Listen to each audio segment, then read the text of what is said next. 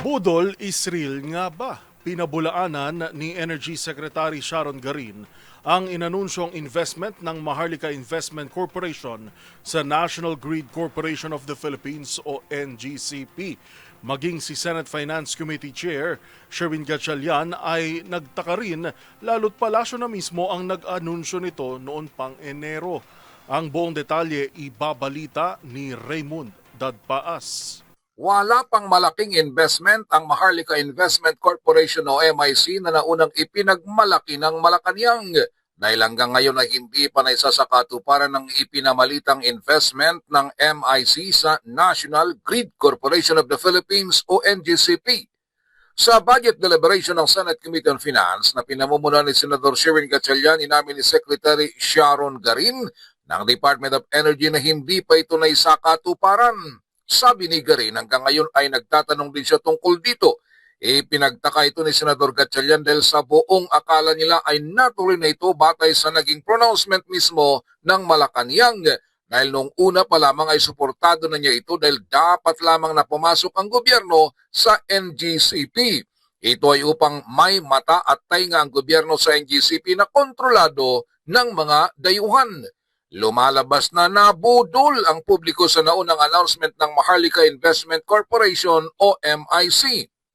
January 27, 2025 nang naglabas ng news release ang Presidential Communications Office o PCSO at inanunsyo ang pagbili ng Maharlika Investment Corporation ng 20% ng NGCP. Mismo si Pangulong Bongbong Marcos ang naging saksi ng lagdanang tinawag na binding term sheet sa pagitan ng Synergy Grid and Development Philippines Incorporated na ang kinatawan ay si Henry C. Jr.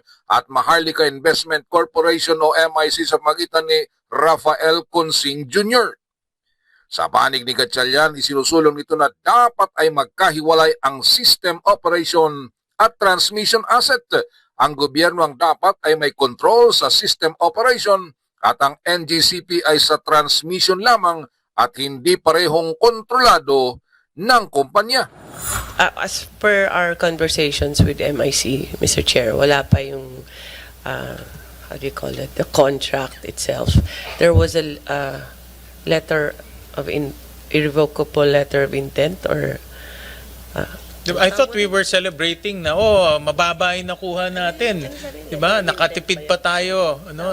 Napakagaling ng Maharlika team dahil nakatipid tayo, nakakuha tayo ng discount, pero wala pa pala.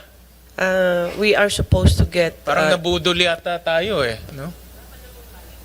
Hindi, but I'm just saying, hindi naman it's beyond the bayad It's really, sabi nga ni Senator JV, it's for national security purpose. That purchase, I am not looking at making money out of it I'm looking at securing the country, no?